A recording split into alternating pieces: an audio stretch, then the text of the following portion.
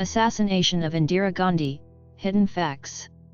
The assassination of Indira Gandhi, the Prime Minister of India, took place on October 31, 1984.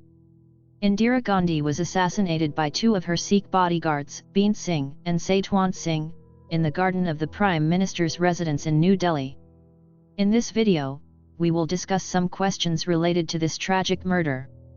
The events leading up to the assassination were rooted in the political and social tensions of the time. In June 1984, the Indian government, under Indira Gandhi's leadership, launched Operation Blue Star to remove Sikh militants who had taken refuge in the Golden Temple in Amritsar. The operation resulted in significant damage to the Holy Sikh shrine and casualties among the Sikh community. The assault on the Golden Temple angered many Sikhs, leading to increased anti-government sentiments within the Sikh community.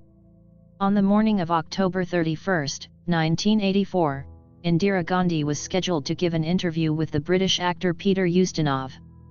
As she walked through the garden of the Prime Minister's residence towards the Prime Minister's office, she was shot multiple times by Beant Singh and Satwant Singh.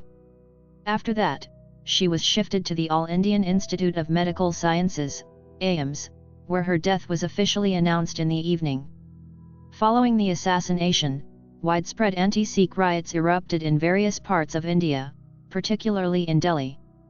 Thousands of Sikhs were killed, and many others were subjected to violence and displacement. The assassination and the subsequent riots had a profound impact on the political landscape of India, leading to increased communal tensions and a re-evaluation of the country's social and political fabric. In the aftermath of the events, Rajiv Gandhi, Indira's son, succeeded her as the Prime Minister of the Congress Party. The assassination of Indira Gandhi remains a tragic and pivotal moment in Indian history, shaping the course of politics and society in the years that followed. Here are some questions raised by the local and international think tanks, and we will try to answer these questions in this video. 1. After Operation Blue Star, there was a wave of severe anger, and sentiments of revenge were aroused in the Sikh community all over the world. Then why the security authorities of the Prime Minister's house did not remove Sikh security guards? Answer: the security chief immediately removed all the Sikh security guards from the security of Prime Minister Indira Gandhi after the Operation Blue Star scenario. But upon the intervention of Prime Minister Indira Gandhi, they resumed their duties, as that step was against her political status, in her opinion. However, instructions were issued that simultaneously, 2 Sikh security guards should not be deployed at the same place. But this SOP was violated. 2. There were clear instructions by the security authorities to use a bulletproof jacket. Prime Minister Indira Gandhi, then, on that day, why was it violated? Answer: on that day, an interview was scheduled in the Prime Minister's office, which was within walking distance from the residence, with British actor Peter Ustinov.